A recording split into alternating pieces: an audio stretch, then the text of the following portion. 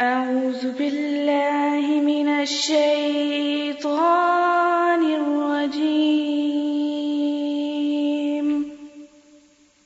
بسم الله الرحمن الرحيم.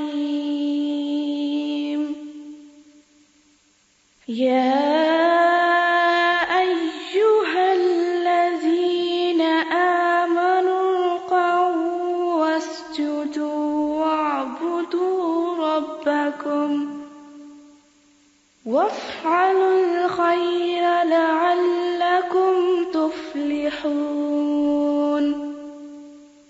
وجاهدوا في الله حق جهاده هو اجتباكم وما جعل عليكم في الدين من حرج ملة أبيكم إبراهيم هو سماكم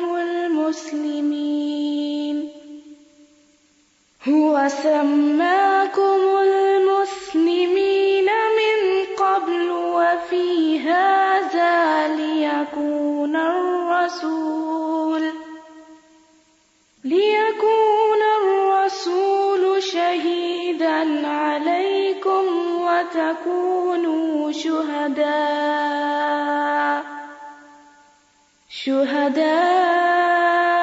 على الناس. فأقيموا الصلاة وآتوا الزكاة واعتصموا بالله هو مولاكم فنعم المولى ونعم النصير. صدق اللہ العظیم. اعوذ باللہ من الشیطان الرجیم. بسم اللہ الرحمن الرحیم. اے لوگو جو ایمان لائے ہو، جھک جاؤ اور سجدہ کرو اور اپنے رب کی عبادت کرو اور نیک کام کرتے رہو تاکہ تم فلاح پا جاؤ، اور اللہ کے راستے میں ایسی جد و جہد کرو جیسا کہ جد و جہد کرنے کا حق ہے. اس نے تم لوگوں کو چن لیا ہے. دین کے معاملے میں تم پر کوئی تنگی نہیں رکھی. تمہارے باپ ابراہیم علیہ السلام کا طریقہ، اس نے تمہارا نام صرف مسلمان رکھا، اس سے پہلے بھی اور اس دین میں بھی، تاکہ رسول علیہ السلام تم پر گواہ ہوں اور تم تمام انسانیت پر گواہ ہو جاؤ. لہذا نماز قائم کرو، زکوٰۃ دو، اللہ تعالیٰ کو مضبوطی سے تھامے رکھو. وہی تمہارا مولا ہے. وہ کتنا اچھا مولا، کتنا اچھا مددگار ہے. صدق اللہ العظیم. عزیز طالبات، میں آج آپ سب کو الہدا میں خوش آمدید کہتی ہوں. الہدا جو آپ کا الہدا ہے، آپ کے لیے ہے. آپ کے ذہن میں یہ سوال پیدا ہوتا ہوگا کہ اس لفظ کا معنی کیا ہے؟ الہدا جس کا لفظی معنی ہدایت ہے، عربی زبان میں خدا کا لفظ نرمی، محبت اور شفقت کے ساتھ کسی کی رہنمائی کرنے کے لیے استعمال ہوتا ہے. اللہ تعالیٰ نے اپنے رسول محمد صلی اللہ علیہ وسلم کو جب دنیا میں مبعوث فرمایا تو ارشاد فرمایا، هو الذی ارسل رسولہ بالہدی ودین الحق. وہ اللہ، وہ ذات ہے جس نے اپنا رسول بالہدی، ہدایت دے کر بھیجا، ہدایت کے ساتھ بھیجا، ودین الحق اور دین حق کے ساتھ بھیجا. اور ہدایت، کس کی ہدایت؟ کیسی ہدایت؟ ہدایت بس اللہ کی ہدایت. اللہ تعالیٰ کا ارشاد ہے، قل ان ھدی اللہ ھو الھدی، کہ آپ کہہ دیجئے کہ ان ھدی اللہ، یقیناً اللہ کی ہدایت یعنی اللہ کی دی ہوئی رہنمائی، ھو الھدی، وہی اصل رہنمائی ہے. اس لیے کہ انسانوں کے لیے ان کے خالق سے بڑھ کر کوئی محبت کرنے والا، کوئی خیر خواہ اور ہو نہیں سکتا، جتنا بڑا خیر خواہ ہم سب کا وہ خود ہے۔ لہذا یہ ادارہ جس میں آپ سب تشریف فرما ہیں، کسی انسان کے نام سے وابستہ نہیں، کسی انسان کی ملکیت نہیں، کسی گروہ، کسی جماعت اور دنیا کے کسی مفاد سے وابستہ نہیں۔ اس کا مقصد صرف اور صرف اللہ تعالی کی رضا کے لیے ایک دوسرے کے ساتھ مل کر ایک دوسرے کی خیر خواہی کرنا، ایک دوسرے کی بھلائی کرنا ہے۔ اس لحاظ سے میں اور آپ ایک ہی راستے کے مسافر ہیں۔ ہم میں سے نہ کوئی بڑا ہے نہ کوئی چھوٹا ہے، ہم سب امت مسلمہ ہیں۔ ہوا سماکم المسلمین، اس نے تم سب کا نام مسلمان رکھا۔ ہم سب کا مقصد اس رب کی رضا حاصل کرنا ہے، اور اس رضا اور اس ذات تک پہنچنے کے لیے جو طریقہ اس نے ہمیں بتایا، جو نظام زندگی اس نے ہمیں دیا، جو قانون اور قاعدے اس نے عطا کیے، جو اخلاق اور معاملات کا جو طریقہ اس نے سکھایا، اس کو صرف اسی کی رضا کی خاطر سیکھنا، اس کو جاننا اور اس پر عمل کرنا ہے۔ آپ جانتے ہیں کہ اللہ تعالیٰ ہی اس کائنات کا خالق ہے، اور اسی کا ارشاد ہے کہ الذی خلق کل شیء ثم ہدی، کہ جس نے ہر چیز کو پیدا کیا پھر اس کو راستہ بتایا۔ تو وہ رب جس نے چڑیا کو اڑنا سکھایا، جس نے پھولوں کو کھلنا سکھایا، جس نے سورج کو روشنی دینے والا بنایا، اور جس نے زمین پر ان پہاڑوں کو جمایا، اور جس نے زمین کے اندر طرح طرح کے خزانے رکھ دیے، وہی اس بات کا حقدار ہے اور اس بات کا ذمہ دار ہے کہ اس کائنات کی سب سے بہترین مخلوق یعنی انسان کو بھی راستہ دکھائے۔ ساری کائنات انسان کے لیے پیدا کی گئی، اور انسان کو اللہ تعالیٰ نے خود اپنے لیے بنایا، اپنی عبادت کے لیے۔ لہذا ہم سب پر یہ لازم ہوتا ہے کہ ہم یہ جاننے کی کوشش کریں کہ پھر ہم اس کے کیسے بن سکتے ہیں، اور یہ اسی وقت بنا جا سکتا ہے جب ہم خود اپنے لیے خیر خواہ ہوں، اپنے لیے وفادار ہوں، اپنی بھلائی اور اپنی فلاح چاہتے ہوں۔ جیسے اقبال نے بھی کہا تھا کہ اپنے من میں ڈوب کر پا جا سراغ زندگی، تو اگر میرا نہیں بنتا نہ بن، اپنا تو بن۔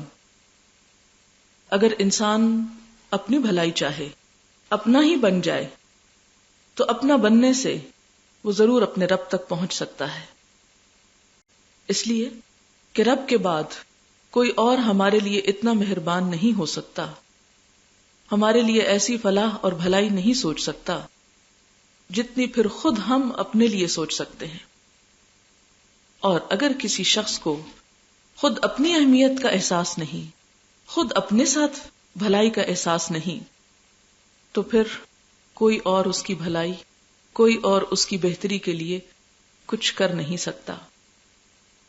لہذا ایک طرف اللہ تعالی کی ذات سے مدد کی ضرورت ہے، اور دوسری طرف خود اپنی صلاحیتوں، اپنے وسائل، اپنی طاقت اور اپنی قدرتوں کو جو دراصل اللہ تعالیٰ نے ہم میں رکھی، ان کو استعمال کرنے کی ضرورت ہے۔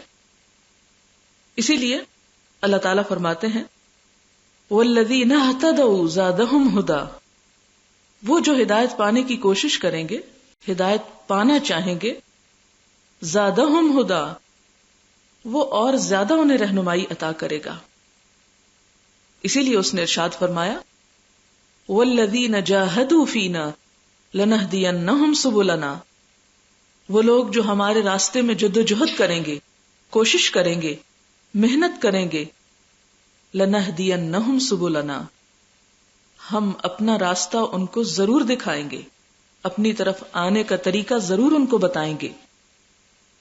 ایک اور جگہ پر ارشاد فرمایا یہدی بہ اللہ من اتبع رضوانہ سبل السلام، اللہ تعالیٰ اس کے ساتھ ان لوگوں کو راستہ دکھاتا ہے، یعنی اپنی کتاب کے ساتھ، کہ جو اس کی رضامندی کی پیروی کرتے ہیں، جو اس کی رضا چاہتے ہیں. اور ایسے لوگوں کو کس چیز کی رہنمائی دیتا ہے؟ سبل السلام، سلامتی کے راستوں کی طرف لے جاتا ہے، جو اس کام کو خالصتاً اللہ تعالیٰ کے لیے کریں.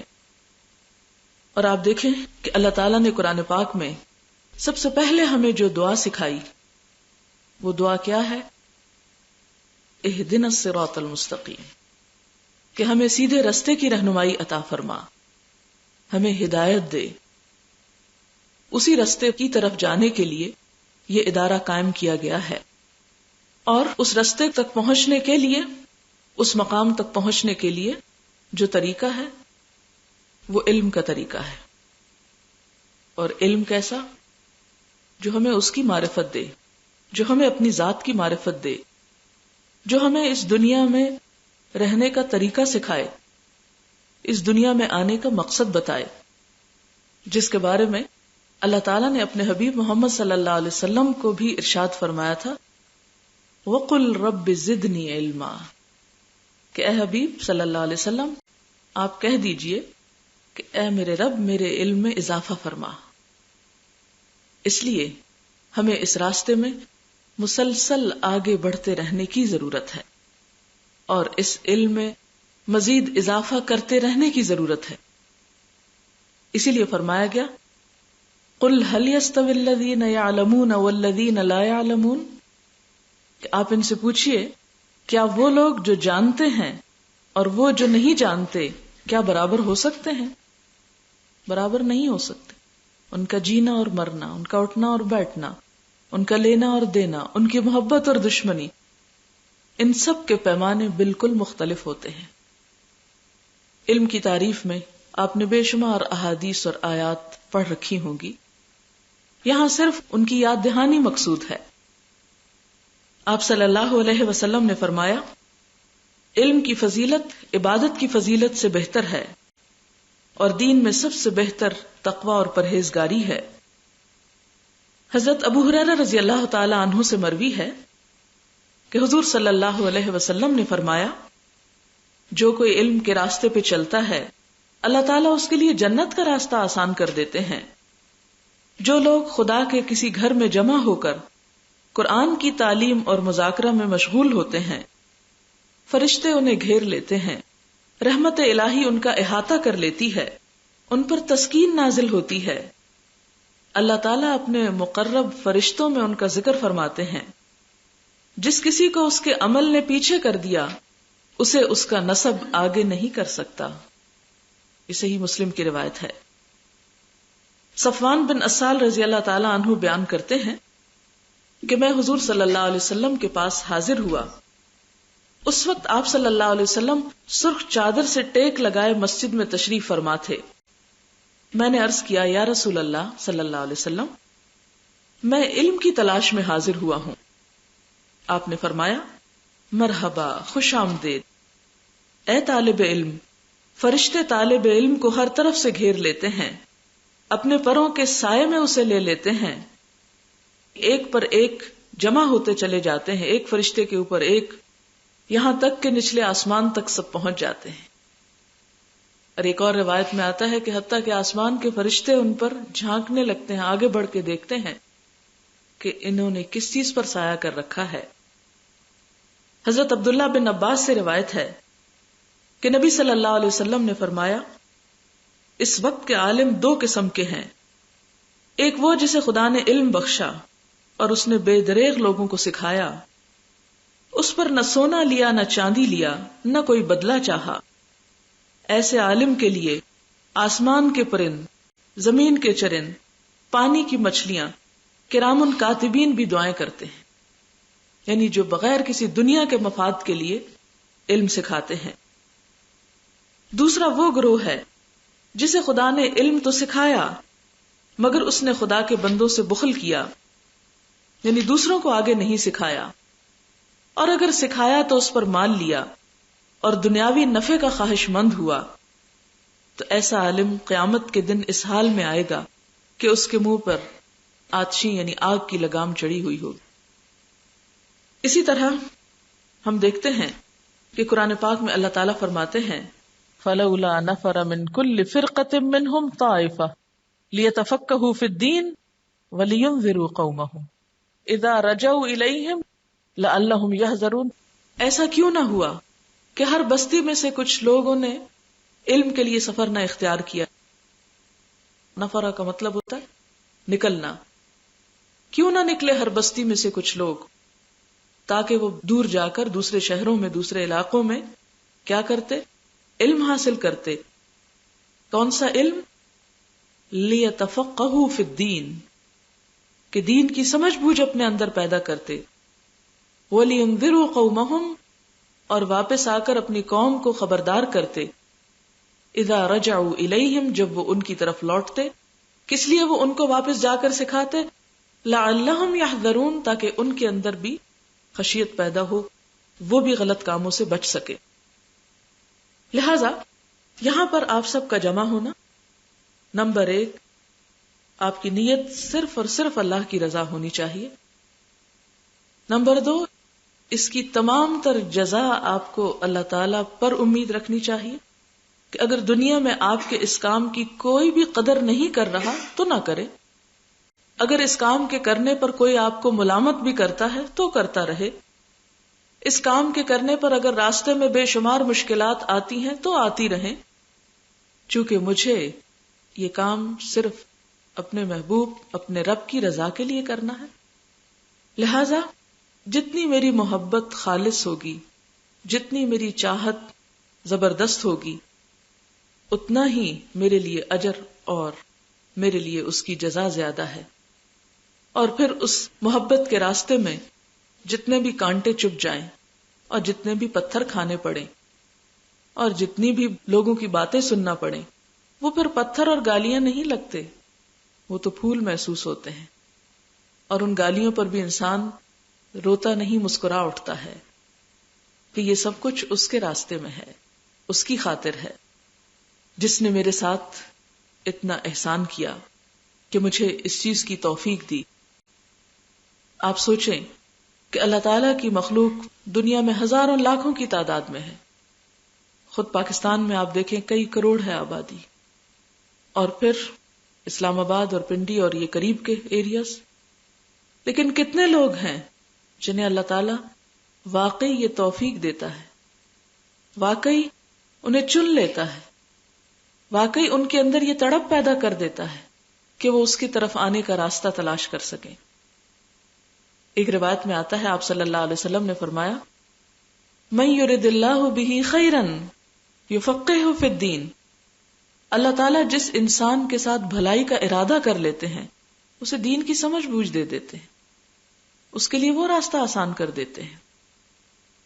آپ یوں سمجھیے کہ یہاں پر آنا یہ صرف اور صرف اللہ تعالیٰ کا احسان ہے، اس نے ہمارے لیے بھلائی چاہی.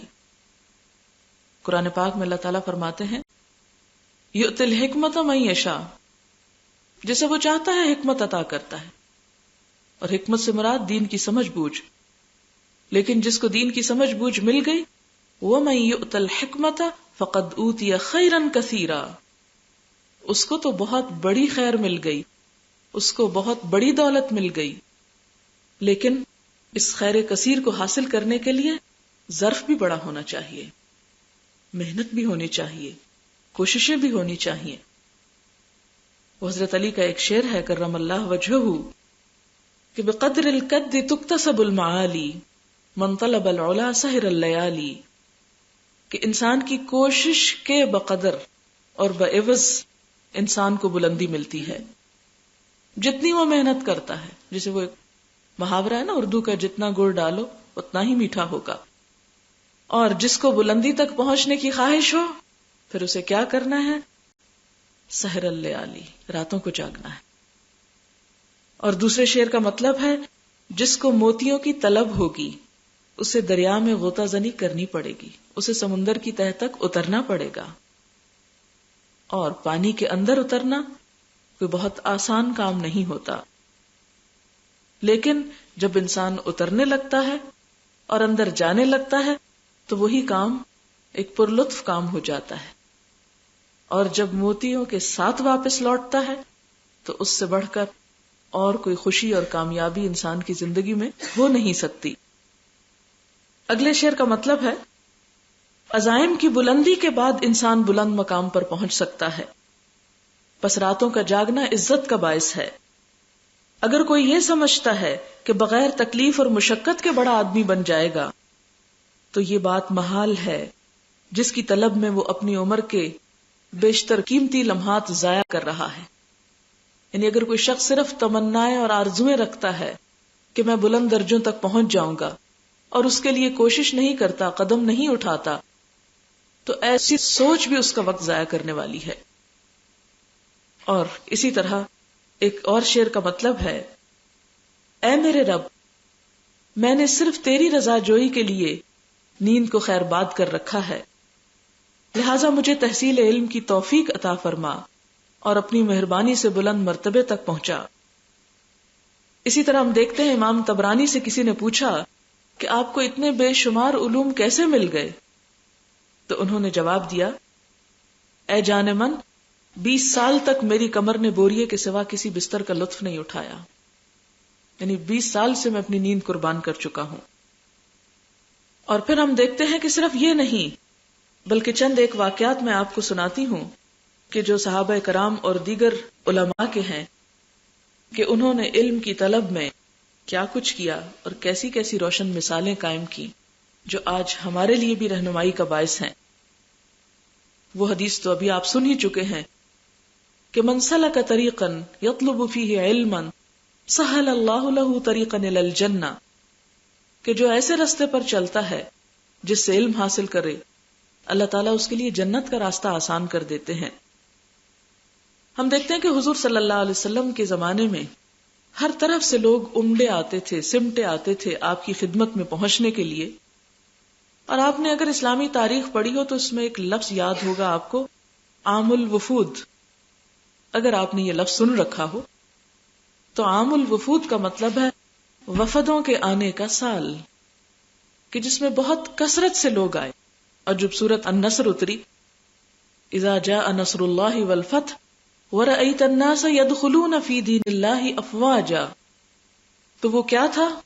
یدخلون فی دین اللہ افواجا، کہ جیسے فوج در فوج دین میں داخل ہو رہے تھے، ایسے ہی فوج در فوج سیکھنے کے لیے آگے بڑھ رہے تھے۔ آپ صلی اللہ علیہ وسلم کی خدمت میں حاضر ہوتے، اور آپ کو معلوم ہوگا کہ اصحاب صفہ کے نام سے وہ پہلی تعلیم گاہ تھی، وہ پہلی درس گاہ تھی جو خود حضور صلی اللہ علیہ وسلم کی ہمسائیگی میں مسجد نبوی کے ساتھ قیام میں آئی، جس میں ہمیشہ کثیر تعداد میں لوگ رہا کرتے تھے۔ ایک اندازے کے مطابق کئی 100 کی تعداد میں وہاں رہتے تھے۔ آپ صلی اللہ علیہ وسلم کوئی اسٹینڈنگ آرمی اس وقت نہیں ہوتی تھی، جس خدمت پر اور جس ضرورت کے تحت انہیں جہاں چاہتے بھجوا دیتے، اور باقی اپنے فارغ اوقات میں وہ مسلسل علم حاصل کرتے رہتے۔ خود حضرت ابو ہریرہ رضی اللہ تعالی عنہ کے بارے میں آتا ہے کہ ایک مرتبہ وہ کوئی مسئلہ بیان کر رہے تھے تو حضرت عائشہ رضی اللہ تعالی عنہ نے سنا اور کہنے لگی کہ اے ابو ہریرہ، یہ تم نے کہاں سے سنا ہے؟ میں نے تو نہیں سنا حضور صلی اللہ علیہ وسلم سے۔ یعنی ایک طرح سے مقابلہ ہوتا تھا، کیونکہ دونوں کثیر تعداد میں احادیث روایت کرتے ہیں۔ تو ابو ہریرہ کہتے ہیں کہ تمہیں بہت سا وقت تو اپنی زینت اور اپنے کپڑے پہننے کے لیے چاہیے تھا، اور میں تو اس وقت کو بھی علم حاصل کرنے کے لیے صرف کرتا تھا۔ یعنی اس دوران میں نے کوئی لمحہ گمایا نہیں، کوئی ضائع نہیں کیا، اور دن رات ایک کر دیے۔ اور کئی مرتبہ ایسا ہوتا کہ بھوک کی وجہ سے بے ہوش بھی ہو جایا کرتے تھے، لیکن ان ساری مشقتوں کو اٹھا کر انہوں نے وہ علم حاصل کیا کہ جس کے مقابلے پر کوئی اور نہ آ سکا۔ حضور صلی اللہ علیہ وسلم کی احادیث کو روایت کرنے میں سب سے بڑا مقام یعنی تعداد کے اعتبار سے انہیں نصیب ہوا۔ ہم یہاں پر کچھ مثالیں دیکھتے ہیں، اور ان مثالوں میں آپ یہ دیکھیں کہ بعض اوقات بڑی بڑی کتابوں کے لیے نہیں، صرف ایک حدیث کے لیے لوگوں نے میلوں سفر کیا، مہینوں سفر کیا۔ اس میں ایک مثال ہے کثیر بن قیس کی۔ کہتے ہیں کہ میں حضور صلی اللہ علیہ وسلم کے صحابی ابو الدرداء کے ساتھ دمشق کی مسجد میں بیٹھا ہوا تھا کہ ایک شخص حاضر ہوتا ہے اور کہتا ہے، ابو درداء، میں مدینۃ الرسول صلی اللہ علیہ وسلم سے آ رہا ہوں، اور یہ یاد رکھیے کہ مدینہ اس زمانے میں علم کا مرکز تھا، لیکن مدینہ کا علم حاصل کرنے کے بعد وہ شخص نکلتے ہیں اور شام جا پہنچتے ہیں. کیوں؟ ذرا سنیے. وہ وہاں پہنچتے ہیں اور کہتے ہیں کہ مجھے یہ معلوم ہوا ہے کہ آپ حضور صلی اللہ علیہ وسلم سے ایک حدیث روایت کرتے ہیں جو آپ نے براہ راست حضور صلی اللہ علیہ وسلم سے سنی تھی، اور میں نے جو کہ آپ سے نہیں سنی، آپ نے براہ راست ان سے سنی تھی، اس لیے میں آپ سے سننے کے لیے اور ایک حدیث سننے کے لیے مدینہ سے چل کر شام آیا ہوں. ابو درداء اس کے شوق پر بہت تعجب کا اظہار کرتے ہیں اور پھر پوچھتے ہیں کہ کیا تمہارے یہاں آنے کی اور کوئی غرض نہیں، صرف ایک حدیث سننا؟ وہ عرض کرتے ہیں ہاں خدا کی قسم اور کوئی غرض نہیں. ابو درداء پھر پوچھتے ہیں کوئی تجارت وغیرہ کا ارادہ ہے، کیونکہ ان کو یقین نہیں آ رہا تھا. جواب ملتا ہے بالکل نہیں. تو ابو درداء انہیں حدیث سناتے ہیں، اور حدیث کیا ہے؟ جو علم حاصل کرنے کے لیے کسی راستے پر چلا، اللہ تعالیٰ اس کے لیے جنت کا راستہ آسان کر دیں گے. اور پھر فرمایا کہ ملائکہ یعنی فرشتے علم کی خاطر نکلنے والے کے راستے میں اپنے پر بچھاتے ہیں، اور ایک عالم کو عابد پر اتنی فضیلت ہے جتنی 14ویں رات کے چاند کو باقی ستاروں پر. یعنی بہت سے لوگ جو عبادت میں مصروف ہوں، نماز میں، روزے میں، تسبیح میں، لیکن اس کے مقابلے میں ایک شخص جو دین کا علم حاصل کر رہا ہے، اس کی فضیلت ایسی ہی ہے جیسے ستاروں کے مقابلے میں چاند کی ہوتی ہے، اور وہ بھی 14ویں رات کے چاند کی. خود ابو درداء کا کہنا ہے کہ اللہ کی کتاب میں سے اگر میں صرف ایک آیت نہ سمجھ سکوں، ذرا سوچئے اس بات کو. وہ کہتے ہیں کہ اگر اللہ تعالیٰ کی کتاب میں سے میں اگر صرف ایک آیت نہ سمجھ سکوں کہ اس کا مطلب کیا ہے، اور پھر مجھے معلوم ہو جائے کہ برق الغماد ایک بہت دور علاقے کا نام تھا، کہ وہاں ایک ایسا شخص ہے جو وہ آیت سمجھا سکتا ہے، تو میں وہاں کا سفر اختیار کرنے سے بھی کبھی گریز نہ کروں گا. اس سے آپ اندازہ لگا سکتے ہیں کہ ہمارے علماء سلف کے اندر علم حاصل کرنے کے لیے اور تھوڑا تھوڑا علم حاصل کرنے کے لیے بھی کتنے بڑے بڑے جذبے بھرے ہوئے تھے، اور اسی لیے انہوں نے دنیا کا نقشہ پلٹ کر رکھ دیا. جابر بن عبداللہ جو بہت طویل العمر صحابی ہیں، انہوں نے حضور صلی اللہ علیہ وسلم سے 1500 احادیث روایت کی ہیں.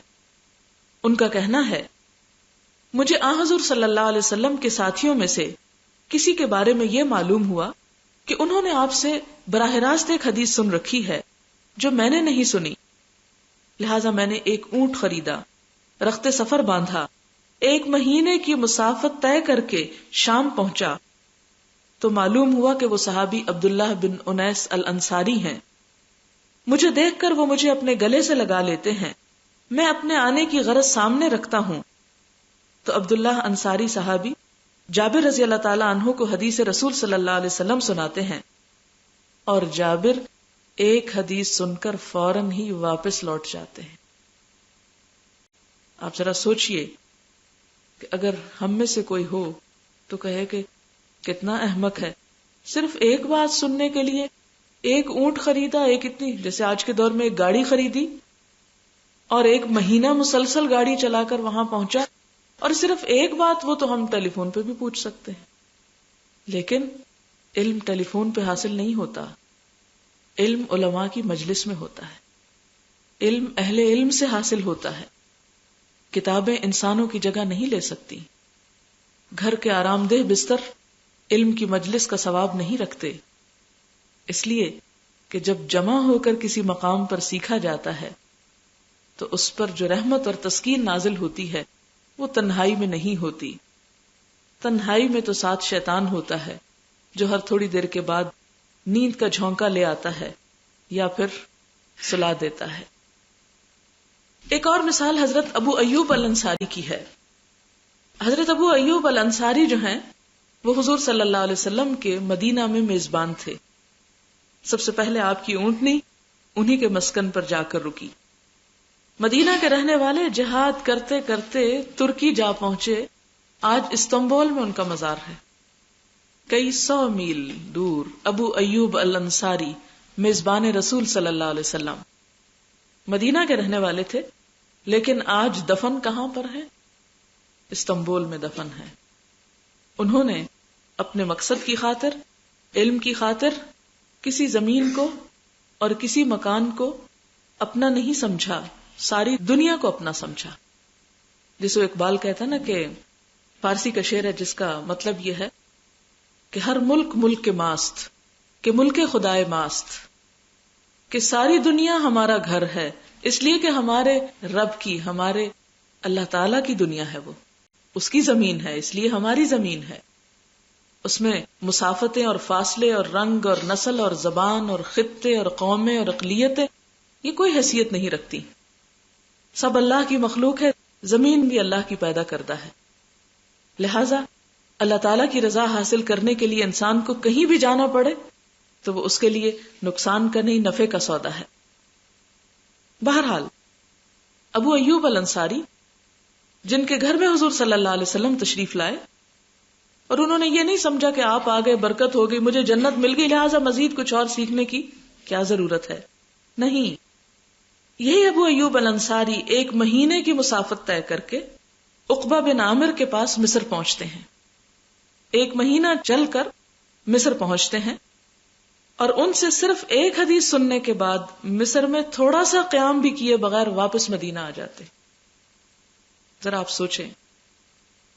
اسی طرح فضالہ بن عبید کے ہاں آنے والے ایک شخص کی کہانی بھی ایسی ہی ہے جو حق مہمانی صرف 1 حدیث سن کر وصول کرتے ہیں اور اپنے میزبان کو بتاتے ہیں کہ میں اس وقت تمہاری ملاقات کی نیت سے نہیں آیا. اگرچہ ایک مسلمان کو ملاقات کرنے کے لیے جانا، اسے وزٹ کرنے کے لیے جانا، وہ بھی بڑے ثواب کا کام ہوتا ہے، اس پہ بھی بڑی بشارتیں ہیں، لیکن یہاں پر وہ کہتے ہیں کہ آج کے دن میں تم سے ملاقات کی نیت سے نہیں آیا، میں تو صرف 1 حدیث سننے کے لیے آیا ہوں جو مجھے معلوم ہوا ہے کہ صرف تم ہی کو پتا ہے. اور سننے کے بعد کچھ کھائے پیے بغیر وہاں سے واپس لوٹ جاتے ہیں. پھر آپ دیکھیں سعید ابن المسیب جو تابعین میں سے ہیں، یہ اوپر صحابہ کی مثالیں، اب تابعین کی.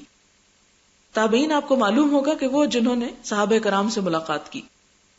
وہ کہتے ہیں کہ میں نے 1 حدیث کی خاطر کئی دن اور راتیں سفر میں گزاری، ایک موتی چننے کے لیے.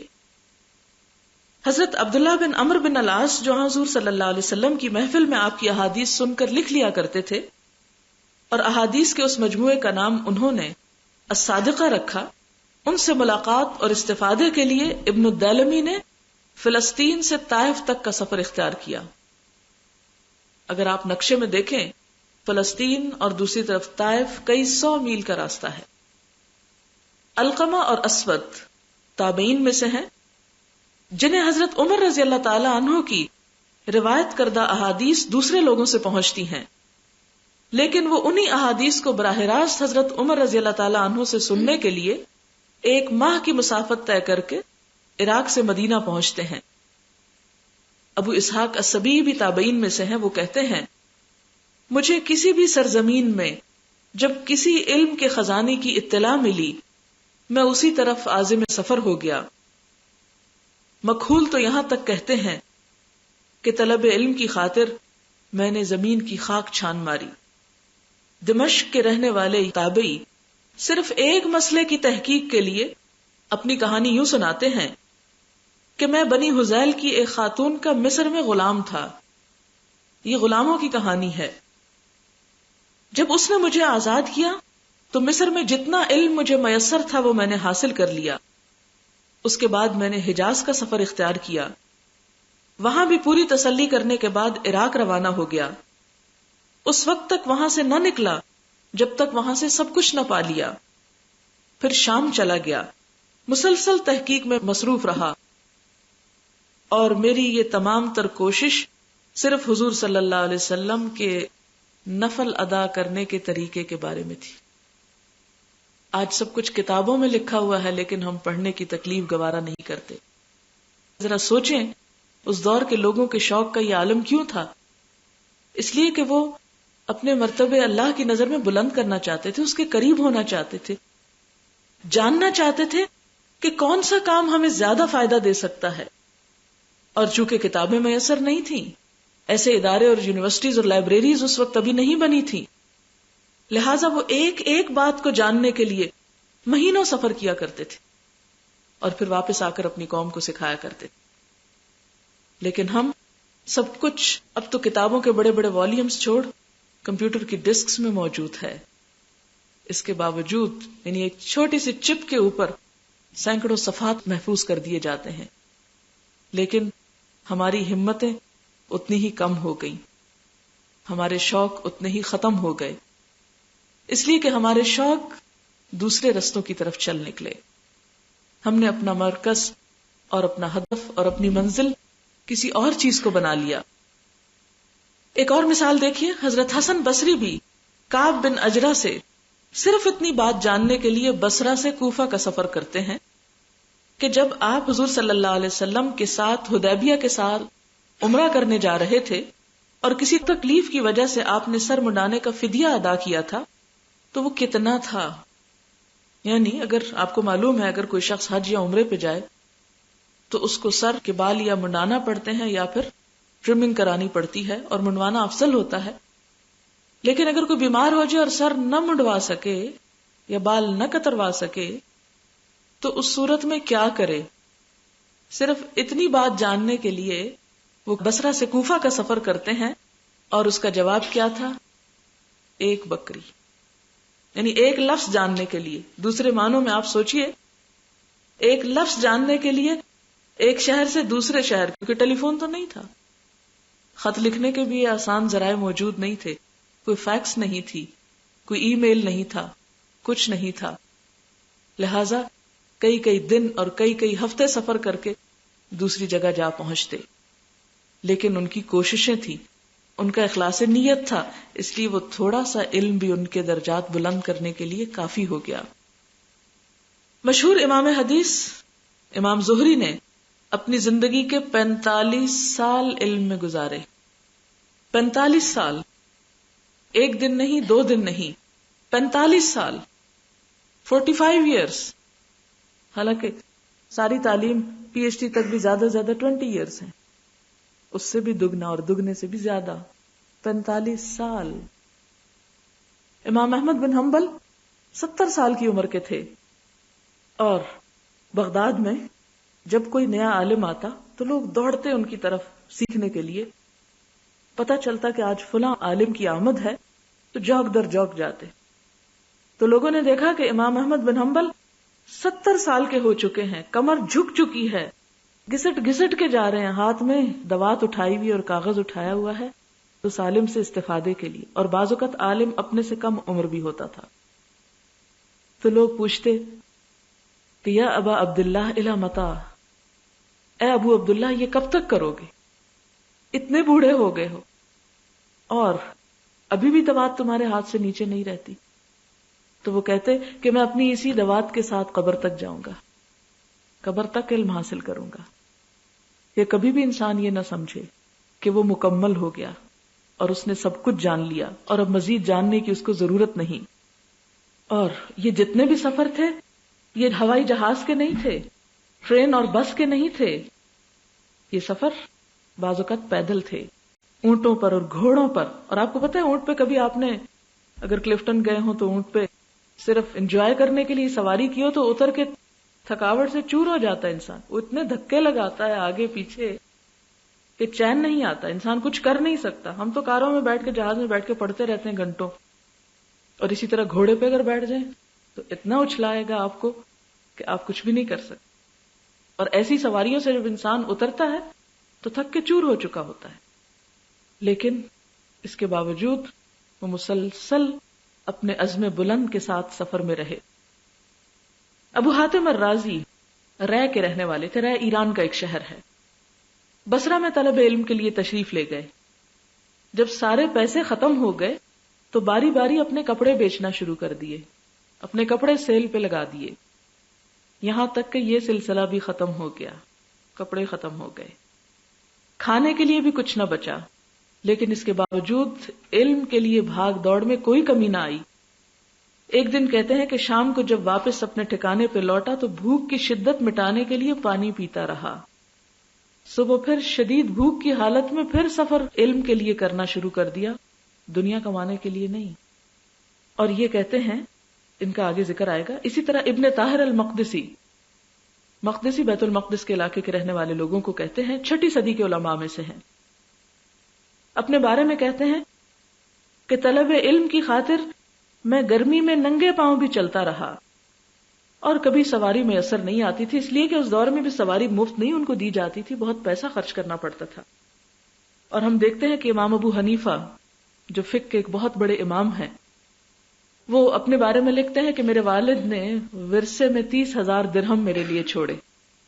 30,000 درہم بہت بڑی رقم تھی جو انہیں ورثے میں ملی باپ کے فوت ہونے کے بعد.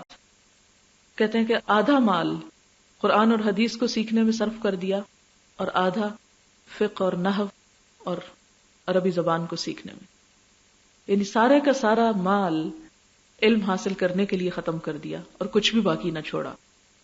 حالانکہ آپ کو معلوم ہوگا وہ کپڑے کے بہت بڑے تاجر تھے، بہت تجارت تھی ان کی، لیکن اس کو چھوڑ کر جب وہ علم کی طرف آئے تو جو کچھ ملا وہ سب اس میں لگا دیا، اور اسی لیے پھر امام اعظم بھی کہلائے. پھر ہم دیکھتے ہیں کہ ابن طاہر المقدسی کہتے ہیں کہ مجھے کبھی سواری نہیں ملتی تھی، ظاہر ہے پیسے نہیں ہوں گے. میری کتابیں میری پشت پر لدی ہوتی تھی.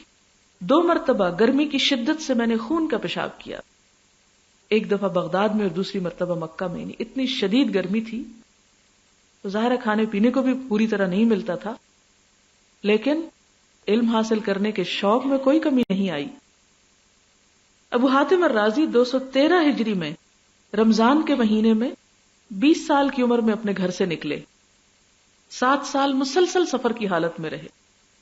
اگر آپ 7 ماہ بھی رہیں تو آپ دیکھیں کہ آپ تھک جائیں گے، اداس ہو جائیں گے. 7 سال. اور جب واپس لوٹتے ہیں تو اپنے سفر کی رداد کچھ اس طرح بیان کرتے ہیں کہ میں نے 1000 فرسخ کہتے ہیں، ایک فرسخ 5 کلومیٹر کا ہوتا ہے، یعنی 5000 کلومیٹر پیدل سفر کیا.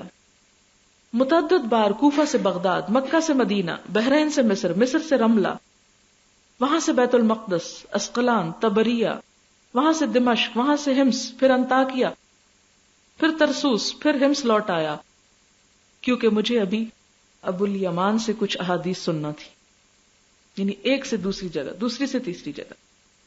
اور یہی وجہ کہ آج کل کے جو اورینٹلسٹس ہیں اور مستشرقین ہیں وہ کہتے ہیں کہ یہ ایک طلسماتی کہانیاں محسوس ہوتی ہیں جو ناقابل یقین ہیں، لیکن اس کے باوجود یہ ایک بہت بڑا فیکٹ ہے. اسی لیے وہ جاہل بدوؤں نے دنیا کا نقشہ بدل دیا جب وہ علم کے راستے پہ چلے. شوق علم میں راہ جنون کے یہ مسافر ابو حاتم الرازی اپنے ایک سفر کا حال یوں سناتے ہیں: مدینہ میں داؤد الجعفری سے استفادہ کرنے کے بعد ہم 3 لوگ، جن میں سے ایک مرو کا رہنے والا تھا، دوسرا نیشا پور کا، سمندر کے سفر پہ روانہ ہوئے. ہوا ہمارے اپوزٹ ڈائریکشن سے آ رہی تھی، مخالف سمت تھی، لہذا کشتی جو تھی وہ آگے نہیں بڑھتی تھی. لکھتے ہیں کہ 3 ماہ مسلسل پانی میں رہے، یہاں تک کہ سارا زاد راہ ختم ہو گیا. خدا خدا کر کے ہم ساحل پہ پہنچے اور نہیں معلوم تھا وہ کہاں کا ساحل ہے. بالآخر اترنا پڑا ساحل پہ اور کئی دن تک پیدل چلتے رہے، یہاں تک کہ کھانے پینے کا بھی سب سامان ختم ہو گیا. 3 دن مزید ہم نے بھوک پیاس میں کاٹے. صبح سے شام تک چلتے، شام کو نماز پڑھ کے جہاں ہوتے بھوک سے نڈھال وہیں گر پڑتے. بھوک پیاس اور تھکاوٹ سے شدید کمزوری بھی لاحق ہو چکی تھی. اگلے روز صبح اٹھ کر ہم نے پھر چلنے کی کوشش کی تو ہمارا ایک ساتھی بے ہوش ہو کر گر پڑا. ہم دونوں نے اس کو ہلایا، ہوش میں لانے کی کوشش کی، لیکن بسیار کوشش کے باوجود وہ ہوش میں نہ آیا تو ہم اسے وہیں چھوڑ کر چل دیے. 5-7 کلومیٹر کا فاصلہ طے کیا تھا کہ میں بھی بے ہوش ہو کر گر پڑا. میرا ساتھی مجھے بھی چھوڑ کر کچھ آگے پہنچا. اب آپ کے ذہن میں یہ سوال پیدا ہو گیا کتنے بے رحم تھے، چھوڑا کیوں اس کو وہاں؟ وہ خود اتنے کمزور تھے کہ اٹھا نہ سکتے تھے، اور اگر وہ بھی وہیں بیٹھے رہتے تو ایک دن وہ بھی ختم ہو جاتے. لہٰذا انہیں کچھ تو تلاش کرنا تھا کہ آگے جا کے شاید کچھ مل جائے کہ وہ لے کر واپس ان لوگوں تک پہنچے اور انہیں ہلا جلا سکیں. کہتے کہ میرا ساتھی مجھے چھوڑ کے آگے بڑھا تو ایک کشتی ساحل کے قریب نظر آئی. دور سے کپڑا ہلا ہلا کر انہیں اپنی طرف متوجہ کیا، ان سے پانی مانگا، پھر انہیں ساتھ لے کر میرے پاس آیا، میرے اوپر پانی چھڑکا، مجھے ہوش آیا، یہ لوگ مجھے تھوڑا تھوڑا پانی پلاتے رہے، کافی دیر بعد جب میں سنبھلا تو مجھے تھام کر اپنے ساتھ کشتی تک لے آئے۔ اتنی دیر میں ان کے کچھ دوسرے لوگ ہمارے تیسرے ساتھی کو بھی ہوش میں لا کر کشتی تک لائے۔ اس کے بعد ہم کئی روز تک اس قافلے کے ساتھ رہے، یہاں تک کہ ہم صحت یاب ہو گئے۔ پھر انہوں نے کچھ زیادہ راہ اور امیر کے نام ایک خط لکھ کر ہمیں رخصت کیا۔ ہم کچھ دن رایا کے والی کے ہاں رہے، وہاں سے مزید زیادہ راہ لے کر مصر پہنچے اور علم حاصل کیا۔ اب دیکھیں کہ اس راہ میں معلوم نہیں کتنے اپنی جان سے بھی ہاتھ دھو بیٹھے ہوں گے۔ امام شافعی جو فقہ کے ایک بہت بڑے امام ہیں، ان کا قصہ وہ بھی قابل غور ہے۔ 14 سال کی عمر میں قرآن پاک حفظ کرنے کے علاوہ اپنے شہر مکہ کے رہنے والے تھے۔ مکہ میں جو علم میسر تھا وہ سارے کا سارا سمیٹ لیا، لیکن اب انہیں مزید علم کی طلب اور پیاس تھی، اس کے لیے تڑپ رہے تھے۔ ماں کے اکلوتے بیٹے تھے، ماں جب ان کو رخصت کرنے لگی تو 2 چادروں کے سوا اور کچھ پاس نہ تھا۔ امام شافعی وہاں سے مدینہ کی طرف نکلے، سارا راستہ قرآن پاک پڑھتے رہے، اور وہ اپنے بارے میں لکھتے ہیں کہ اس سفر میں نے 16 قرآن پاک ختم کیے، حفظ کر چکے تھے۔ مدینہ پہنچ کر موطا کا درس لیا اور حفظ کر ڈالی پوری حدیث کی کتاب۔ اب تو ہم اگر قرآن یاد کر لے تو بہت فخر کرتے ہیں، فخر کی بات ہونی چاہیے، لیکن اس کے علاوہ کچھ اور نہیں، بس اتنا ہی کافی ہے۔ وہ وہاں پہنچ کر موطا امام مالک حفظ کر لیتے ہیں۔ وہاں سے اب آپ دیکھیں ذرا، میں ایک اور چیز کی طرف توجہ دلانا چاہوں گی کہ امام شافعی جن کی فقہ شافعی مشہور ہے، وہ امام مالک کے پاس پہنچتے ہیں جو فقہ مالکی میں مشہور ہیں، اور امام مالک سے علم حدیث حاصل کرتے ہیں، ان کو اپنا استاد بناتے ہیں۔ ہمارے ہاں لوگ فقہ کے نام پر ایک دوسرے کے گلے کاٹتے ہیں، جبکہ وہ ایک دوسرے سے سیکھتے تھے اور ایک دوسرے سے محبت اور احترام کا برتاؤ کرتے تھے۔ وہاں جب سب کچھ سیکھ لیتے ہیں تو وہاں سے کوفہ کی طرف روانہ ہوتے ہیں، اور امام ابو حنیفہ رحمۃ اللہ علیہ کے 2 شاگرد امام ابو یوسف اور امام محمد سے علم حاصل کرتے ہیں، اور پھر امام شافعی کے شاگرد امام احمد بن حنبل ہیں۔ یوں آپ دیکھیں یہ چاروں امام ایک دوسرے کے استاد شاگرد ہیں، اور آپ کو معلوم ہے کہ امام احمد بن حنبل اکثر دعائیں کیا کرتے تھے امام شافعی کے لیے۔ تو ایک دن ان کا بیٹا کہتا ہے کہ والد محترم، یہ کون شخص ہے جس کے لیے آپ دن رات دعائیں کرتے ہیں؟ تو امام احمد بن حنبل کہتے ہیں، ہاں اگر شافعی نہ ہوتا تو میرا آج یہ مقام نہ ہوتا۔ یعنی اپنی ہر مجلس میں اٹھتے بیٹھتے اپنے استاد کے لیے دعائیں کرتے ہیں، امام شافعی کے لیے۔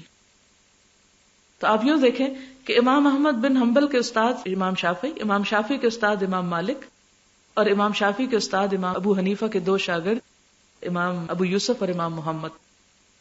کہاں رہ جاتا ہے وہ اختلاف، کہاں رہ جاتی ہے وہ ایک دوسرے کی ضد اور تعصب؟ یہ تو سب جاہلوں کی پیداوار ہے، یہ تو بعد میں آنے والوں کا پیدا کیا ہوا ایک فتنہ ہے۔ امام شافعی 24 دن مسلسل اونٹ کی سواری کے بعد کوفہ پہنچتے ہیں امام ابو حنیفہ کے شاگردوں کے پاس۔ یہاں سے بھرپور استفادہ کرنے کے بعد بغداد روانہ ہوتے ہیں۔ ہارون الرشید جو اس وقت کا خلیفہ ہے اس سے ملاقات ہوتی ہے۔ ہارون الرشید انہیں قاضی کے عہدے کی پیشکش کرتے ہیں، لیکن وہ ٹھکرا کر بغداد کی جامع مسجد میں آتے ہیں، 3 سال بغداد میں قیام کرتے ہیں، پھر دوبارہ اپنے استاد امام مالک کی خدمت میں واپس جاتے ہیں، اور 3 دن مختصر ملاقات کے بعد واپس اپنی ماں کے قدموں میں جا پہنچتے ہیں، یعنی مکہ۔ واپسی پر امام مالک جو ان کے استاد بھی ہیں ان کو بہت سے ہدیے دیتے ہیں، ان کے ساتھ کچھ اونٹ روانہ کرتے ہیں، کچھ غلہ روانہ کرتے ہیں۔ ماں کو جب آنے کی خبر پہنچتی ہے تو ماں استقبال کے لیے شہر کے باہر کے حصے پہ آ کے کھڑی ہو جاتی ہے۔ جب دیکھتی ہے کہ بیٹا اپنے ساتھ کئی اونٹ اور غلہ اور بہت کچھ لے کے آ رہا ہے تو ماں پریشان ہو جاتی ہے اور کہتی ہے، شافعی میں نے تو تمہیں علم حاصل کرنے کے لیے بھیجا تھا، مال و دولت کمانے کے لیے نہیں۔ تو وہ ماں سے پوچھتے ہیں، پھر میں اس مال کا کیا کروں؟ آپ دیکھیں ان ماؤں کا کردار۔ ماں کہتی ہے اس سب کو صدقہ کر دو، جب تم اللہ کے لیے نکلے تھے تو اللہ ہی کے لیے واپس آؤ۔ اور یہی وجہ تھی کہ ان کے علم میں بے پناہ برکت تھی، اور آج ان کا نام زندہ ہے اور ہزاروں لوگ ان کے لیے صدقہ جاریہ ہیں۔ امام بخاری، جن کا نام آپ سب کو معلوم ہوگا، جن کی کتاب کے بارے میں آتا ہے کہ اللہ تعالی کی کتاب کے بعد سب سے صحیح کتاب صحیح البخاری، 16 سال کی عمر میں اپنی والدہ اور اپنے بھائی کے ساتھ حج کے لیے نکلتے ہیں۔ ماں اور بھائی واپس آ جاتے ہیں، امام بخاری وہیں رہ لیتے ہیں۔ مکہ اور مدینہ سے سارا علم حاصل کرنے کے بعد 18 سال کی عمر میں، جب صرف 18 سال کے تھے، چاندنی راتوں میں بیٹھ کر تاریخ کبیر کا مسودہ لکھتے ہیں۔ یہاں رکھی ہوئی ہے تاریخ کبیر، کبھی آپ کو موقع ملے تو دیکھیے۔ یہ امام بخاری صرف 18 سال کی عمر میں لکھتے ہیں، اور ان راتوں کو بھی بیٹھتے نہیں، دن کو تو لکھتے ہی ہوں گے لیکن ان راتوں کو بھی، کیونکہ وہاں پر لائٹس کا یہ اہتمام تھوڑی تھا جو ہمارے پاس ہے۔ تاریخ کبیر لکھنے کے بعد بصرہ اور کوفہ کا رخ، پھر بغداد، پھر شام، پھر مصر، پھر جزیرہ، پھر خراسان، پھر مرو، بلخ، ہرات، نیشا پور، رے، جبال وغیرہ کے سفر اختیار کرتے ہیں۔ ایک نہیں بے شمار شہروں کا سفر، اور 1000 استادوں سے فیض حاصل کرتے ہیں۔ 16 سال مسلسل سفر کرتے ہیں، اور احادیث جمع کرنے کے بعد ان احادیث میں سے صحیح بخاری کا انتخاب کرتے ہیں۔ یہ چند ایک مثالیں، ایک پوری کتاب ہے جو میں رات دیکھ رہی تھی، اتنے والیوم کی، کہ جس میں علم کے راستے میں کی جانے والی مسلمانوں کی تاریخی قربانیاں بے پناہ اس میں مثالیں موجود تھی۔ کبھی موقع ملا تو وقتاً فوقتاً سناؤں گی بھی کہ کس طرح انہوں نے اپنا سارا مال، اپنی زندگی اور اپنا سب کچھ لٹا دیا۔ میں چند ایک احادیث اور آپ کو سنا کے پھر دعا مانگ کے اختتام کرتی ہوں۔ حضور صلی اللہ علیہ وسلم سے بنی اسرائیل کے 2 آدمیوں کے بارے میں سوال کیا گیا۔ ان میں سے ایک تو عالم تھا جو فرض نماز پڑھتا تھا، پھر بیٹھ کر لوگوں کو علم سکھاتا تھا۔ دوسرا شخص وہ تھا جو دن کو روزے رکھتا اور رات عبادت کرتا۔ آپ سے پوچھا گیا کہ ان دونوں میں سے بہتر کون ہے؟ آپ نے فرمایا، وہ عالم جو فرض نماز ادا کرتا ہے اور بیٹھ کر لوگوں کو علم سکھاتا ہے۔ اس عابد پر اتنی فضیلت رکھتا ہے جو دن کو روزہ رکھنے والا اور رات کو قیام کرنے والا ہے، جیسی کہ مجھے تمہارے میں سے ایک ادنا آدمی پر فضیلت حاصل ہے۔ یعنی عالم کو محض عبادت گزار پر کتنی فضیلت حاصل ہے، جتنی نبی صلی اللہ علیہ وسلم کو اپنی امت کے ایک ادنا سے آدمی پر۔ پتہ کتنی ہے؟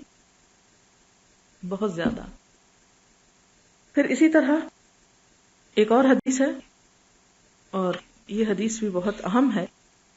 حضرت ابن مسعود فرماتے ہیں کہ نبی صلی اللہ علیہ وسلم نے فرمایا، حسد جائز نہیں مگر 2 آدمیوں پر، ایک وہ جسے اللہ نے مال دیا ہو اور اسے راہ حق میں مال خرچ کرنے کی توفیق بھی دی ہو، دوسرا وہ جسے اللہ نے حکمت یعنی دین کی سمجھ عطا کی ہو، اس کے ذریعے وہ فیصلے کرتا اور لوگوں کو اس کی تعلیم دیتا ہے۔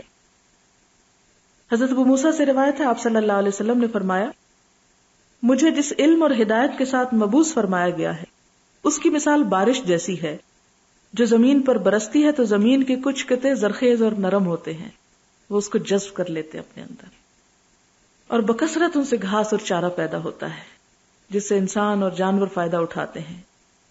دوسرے خشک اور نشیبی ہوتے ہیں، پانی کو روک لیتے ہیں اپنے اندر، اس سے جانور اور انسان آ کے پانی پی جاتے ہیں لیکن وہ خود پیاسا ہی ہوتا ہے۔ اور تیسرے وہ جو چٹیل پتھر ہیں، نہ جذب کرتے نہ کسی کو فائدہ دیتے ہیں۔ تو آپ نے فرمایا یہی مثال ہے اس کی جو دین کی سمجھ حاصل کرے اور جس چیز کے ساتھ میں مبعوث کیا گیا ہوں وہ اسے فائدہ پہنچاتی ہے، وہ علم حاصل کرتا ہے اور دوسروں کو بھی سکھاتا ہے، اور دوسرا وہ شخص ہے جو ہدایت کو قبول نہیں کرتا جس کے ساتھ میں بھیجا گیا ہوں۔ آپ صلی اللہ علیہ وسلم نے فرمایا، اے علی، خدا کی قسم اگر اللہ تعالیٰ تیرے ذریعے کسی ایک آدمی کو ہدایت دے دے تو یہ تیرے لیے سرخ اونٹوں سے بہتر ہے، یعنی اتنی بڑی دولت ہے۔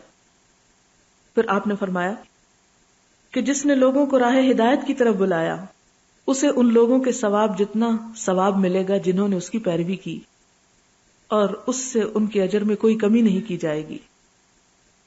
انسان جب فوت ہو جاتا ہے تو اس کا عمل ختم ہو جاتا ہے. 3 چیزیں اس کو فائدہ دیتی ہیں. صدقہ جاریہ، وہ علم جس سے لوگ فائدہ حاصل کریں، وہ مرنے کے بعد بھی انسان کو خیر اور بھلائی پہنچاتا ہے، اور وہ نیک اولاد جو والدین کے لیے دعائیں کرے. آپ صلی اللہ علیہ وسلم نے فرمایا دنیا ملعون ہے، دنیا کی ہر چیز بھی ملعون ہے سوائے اللہ تعالیٰ کے ذکر اور اس کی اطاعت کے، عالم اور طالب علم کے، یعنی ان پر اللہ کی رحمت برستی رہتی ہے. آپ نے فرمایا جو حصول علم کے لیے گھر سے نکلا وہ اللہ کے راستے میں ہے جب تک کہ واپس نہ آ جائے، یعنی یہ راستہ اللہ کا راستہ ہے. آپ نے فرمایا مومن علم سے سیر نہیں ہوتا یہاں تک کہ وہ جنت میں پہنچ جائے. لہذا یہاں آپ سیر ہونے نہیں آئے، صرف ایک حصہ حاصل کرنے کے لیے آئے ہیں، اور جب آپ اس کو حاصل کریں گے تو آپ دیکھیں گے کہ آپ میں سے جو لوگ آج یہ سمجھ رہے ہیں کہ ہم بہت کچھ جانتے ہیں، جاتے ہوئے کہیں گے ابھی بہت کچھ حاصل کرنا ہے. اس کے ساتھ آپ سے اجازت چاہوں گی. سبحانک اللہم و بحمدک نشہد ان لا الہ الا انت نستغفرک و نتوب الیک. والسلام علیکم ورحمۃ اللہ وبرکاتہ.